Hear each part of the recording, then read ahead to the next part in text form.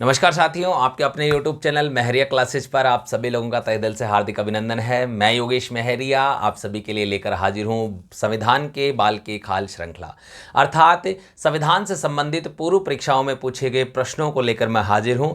एक एक प्रश्न के चारों विकल्पों पर हम चर्चा करेंगे, उस प्रश्न को हल करने का सही तरीके की हम बात करेंगे, जिससे आगामी परीक्षाओं में आने वाले सभी प्रश्नों के आपके उत्तर आप उन्हें पूर्णतः सही रूप से दे सकें साथियों, और जिससे आपके संविधान से आने वाले सभी प्रश्न सही हो, एक भी प्रश्न गलत नहीं हो। इसी उद्देश्य के साथ ये श्रृंखला शुरू की गई है साथियों। मैं उम्मीद करता हूं आपको ये श्रृंखला बहुत पसंद आएगी। आप साथ ही में वीडियो या कक्षा को जो है लाइक कीजिए, शेयर कीजिए, सब्सक्राइब कीजिए अपने सभी दोस्तों के साथ, और आपका प्यार यूं ही बनाए रखिए साथियों। आगामी प्रति परीक्षाओं में आपके ये श्रृंखला बहुत ही उपयोगी साबित होने वाली है। हम बात करें राम बाण औषधि, या हम कहें संजीवनी बूटी आपके लिए साबित होगी साथियों, क्योंकि आगामी परीक्षाएं आप देख रहे हैं वर्तमान में जो प्रश्नों का स्तर है वो किस प्रकार का है, किस लेवल के प्रश्न आपके आ रहे हैं। यदि हम बात करें, अभी आप कंप्यूटर अनुदेशक के प्रश्न पत्र की बात कर लें राजस्थान के अंतर्गत, यहाँ आपके सामने 3000 पोस्ट लगभग आपके खाली रह चुकी हैं, अर्थात योग्य अभ्यर्थी नहीं मिले। और इसका कारण है कि उचित स्तर का प्रश्न पत्र, यानी कि एक विद्यार्थी ने ये सोचा भी नहीं होगा कि इस लेवल के प्रश्न आएंगे और उस लेवल के प्रश्न आए, और सही मार्गदर्शन न होने के कारण विद्यार्थी इन सीटों पर चयन होने से पिछड़ चुके हैं। तो मैं नहीं चाहता आगामी राजस्थान में होने वाले किसी भी भर्ती परीक्षा में कोई भी विद्यार्थी संविधान से संबंधित किसी भी प्रश्न को लेकर कोई उलझन में रहे, बाधा में रहे, और इसी के समाधान के लिए ये सीरीज शुरू की गई है। वर्तमान में आप चाहे बात करें सीईटी हो गया, सेकंड ग्रेड हो गया, फर्स्ट ग्रेड हो गया, या हम बात कर सकते हैं आपके सामने रीट हो गया, रीट लेवल फर्स्ट हो गया, सेकंड हो गया, या आप अन्य भी भर्ती परीक्षाएं, राजस्थान पुलिस हो गया, पटवारी हो गया, ग्राम सेवक, ग्राम विकास अधिकारी, वन रक्षक, वनपाल, आपके हाल ही में आपकी जो है वैकेंसी जारी हो गई ईओ अधिशासी अभियंता, राजस्व अधिकारी, सहायक अभियंता। तो ये सभी भर्ती परीक्षाओं में आपके लिए बहुत ही महत्वपूर्ण है साथियों। तो चलिए बिना किसी औपचारिकता के, और भारतीय स्तर के सभी एग्जाम्स में प्रस्तावना के प्रश्न आते हैं, वहां भी ये बहुत महत्वपूर्ण है। तो चलिए सीधे टू द पॉइंट, एग्जाम के दृष्टिकोण से आपके जो भी सवाल पूछे गए हैं हम उन सभी के ऊपर आज चर्चा करेंगे साथियों। प्रस्तावना से संबंधित कुछ प्रश्नों के ऊपर आज हम चर्चा करते हैं। चलिए शुरू करते हैं।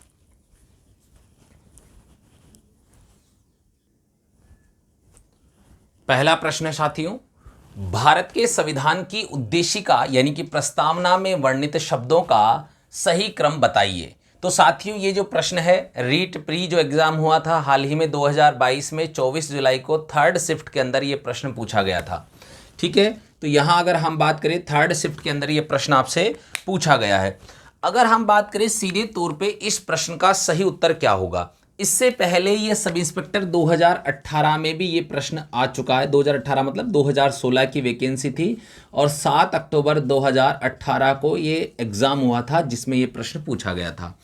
और भी अन्य एग्ज़ाम हैं जिसमें ये प्रश्न पूछा गया है। ये तो सिर्फ उदाहरण स्वरूप एग्जैक्ट डेट मैं आपको बता रहा हूँ, बाकी राजस्थान के और भी एग्ज़ाम हैं जिनमें निरंतर ये 4 एग्ज़ाम में कम से कम ये प्रश्न भी हाल ही में पूछा गया है 2018 से लेकर। अगर हम बात करें इसके बाद में सीधे तौर पे प्रश्न बार बार आ रहा है, इसका मतलब ये है कि इस प्रश्न की बहुत ही महत्वपूर्ण भूमिका है, या इसका उत्तर लोगों से निकलकर सामने नहीं आ रहा, या उत्तर देने में विद्यार्थी हर पक्ष में हर एग्जाम में सफल नहीं हो पा रहा।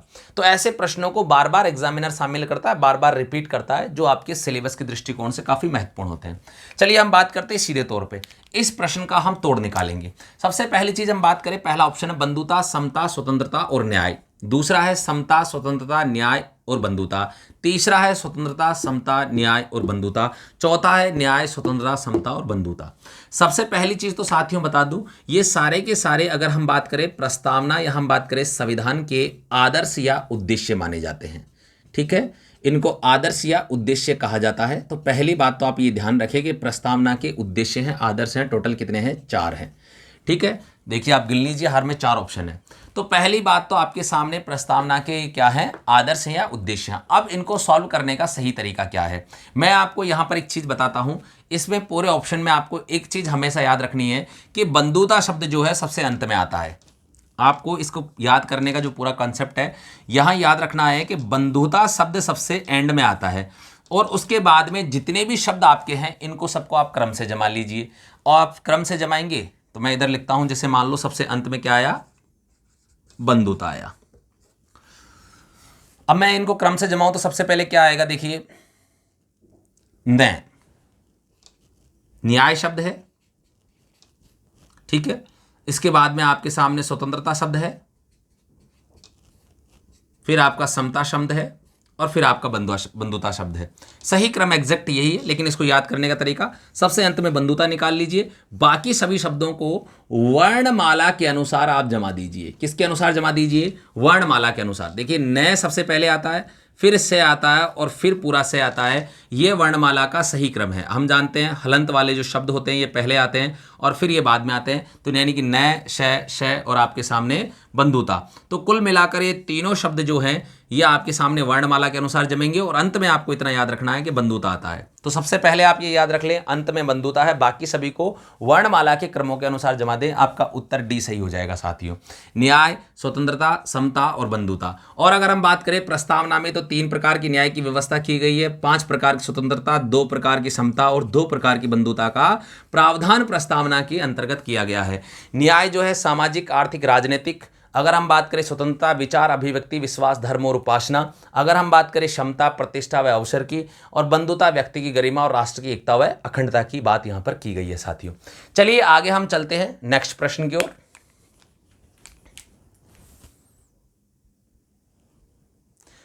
तैयार रहिए साथियों, इन्हीं प्रश्नों में से आपके एग्जाम में हूबहू यही प्रश्न आपको देखने को मिलने वाले हैं। हम नेक्स्ट प्रश्न की ओर चलेंगे।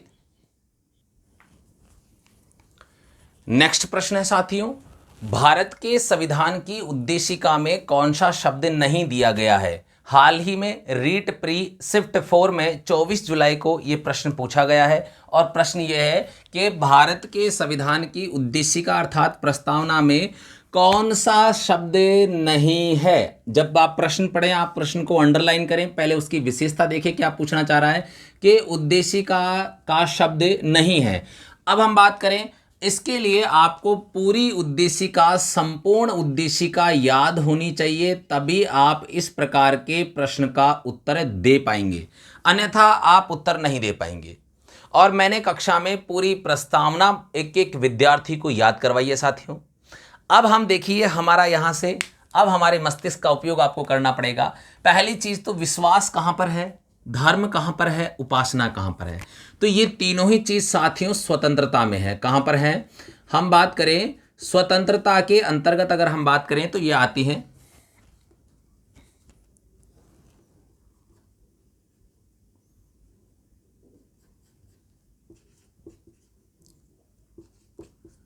ठीक है। यानी कि अगर हम बात करें तीनों ही चीजें किसके अंतर्गत आती हैं, स्वतंत्रता के अंतर्गत ये तीनों चीजें आती हैं साथियों।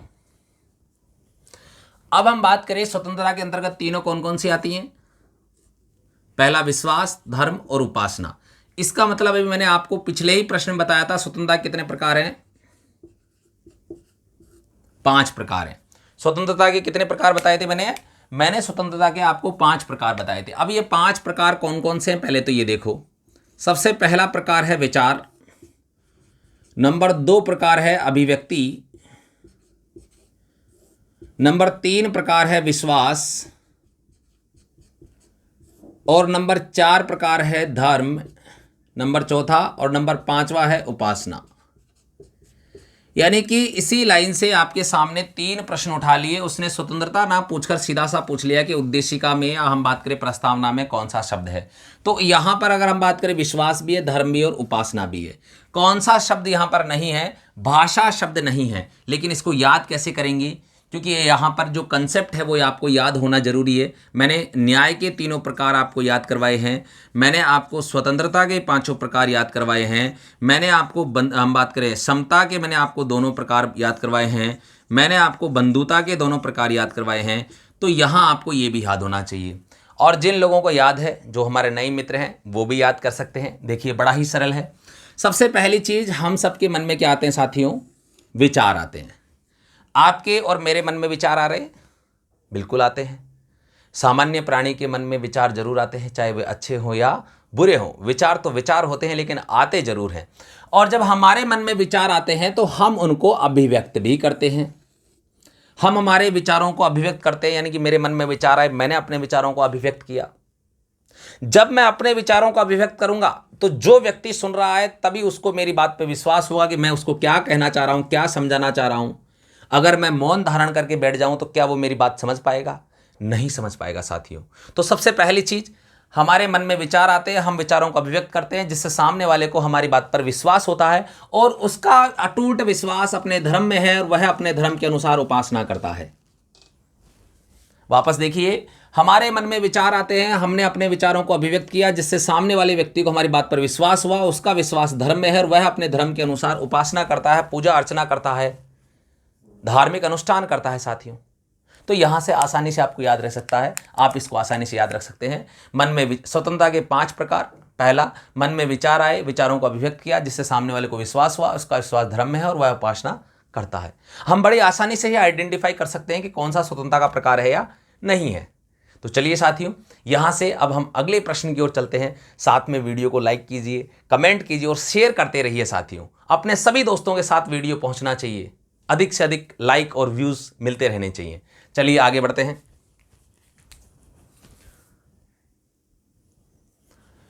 देखिए साथियों, आपका अगला प्रश्न है प्रश्न नंबर 3।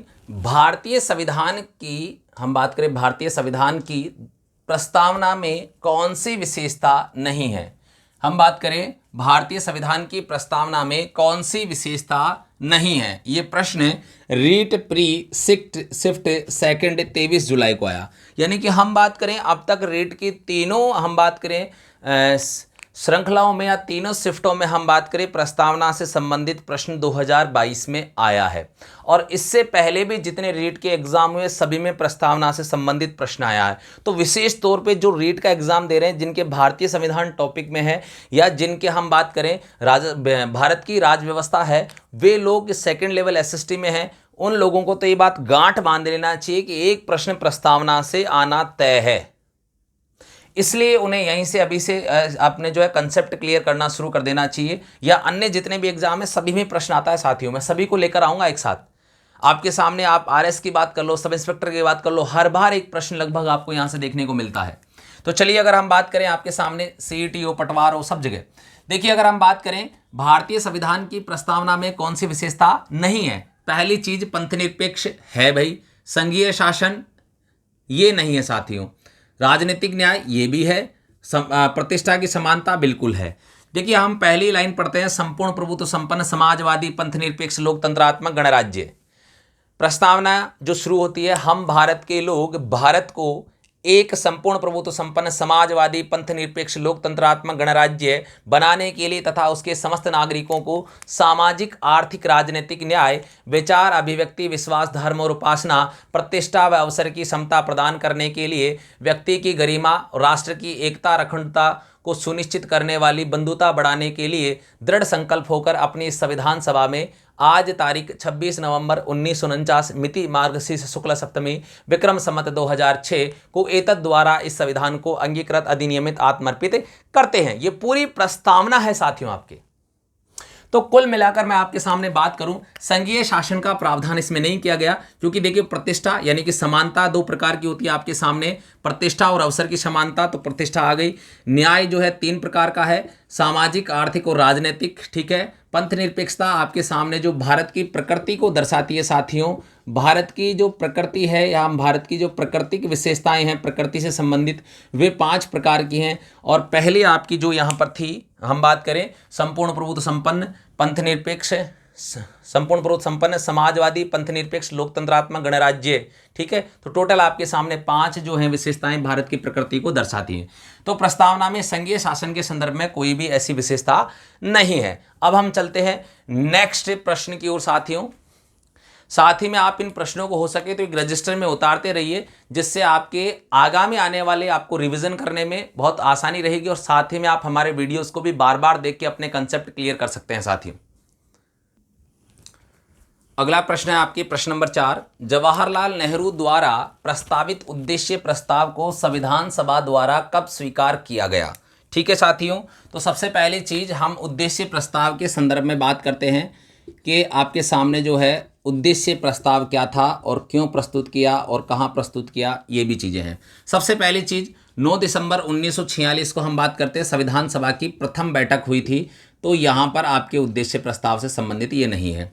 13 दिसंबर 1946 को उद्देश्य प्रस्ताव प्रस्तुत किया था, स्वीकृत नहीं हुआ था, यानी कि जवाहरलाल नेहरू द्वारा 13 दिसंबर 1946 को उद्देश्य प्रस्ताव प्रस्तुत किया गया था, लेकिन ये बात कर रहे हैं स्वीकार किया गया। मैंने पहले ही कहा है, जो चीज़ हमें आंसर देनी है उसको अंडरलाइन कर ले ताकि कभी भी आप भ्रमित नहीं होंगे। 22 जनवरी 1947 बिल्कुल साथियों स्वीकार किया गया। हम बात करें स्वीकृति प्रदान की गई या हम बात करें जो है पारित किया गया, ये शब्द इसके लिए इस्तेमाल किए जाते हैं, तो स्वीकार किया गया, स्वीकृत किया गया, पारित किया गया, एक ही बात है। 26 जनवरी 1947 का यहाँ कोई महत्व नहीं है। 26 जनवरी 1950 अगर होता तो हमारा संविधान लागू होता। लेकिन अब हम बात करते हैं उद्देश्य प्रस्ताव के संदर्भ में।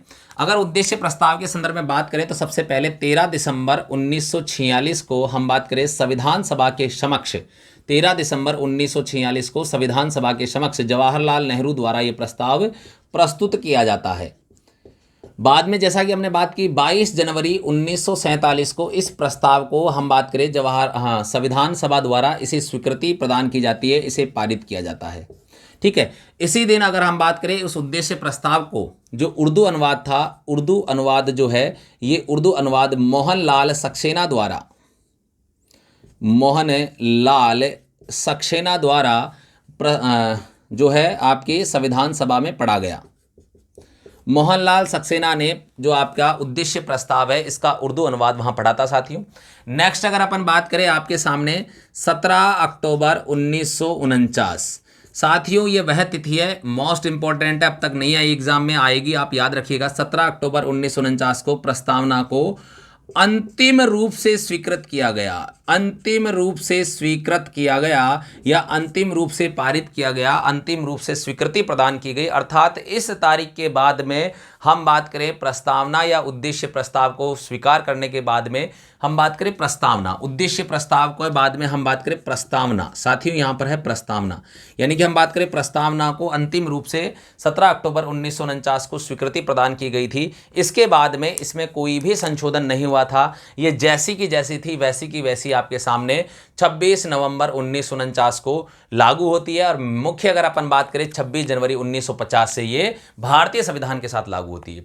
ठीक है, तो यहां एक बात क्लियर रखना कि 17 अक्टूबर 1949 को अंतिम रूप से स्वीकृति प्रदान की गई है प्रस्तावना को। ठीक है साथियों, तो यहां से आपके बनने वाले प्रश्न मैं उम्मीद करता हूं सारे क्लियर हो चुके हैं। हम अगले प्रश्न की ओर चलते हैं साथियों।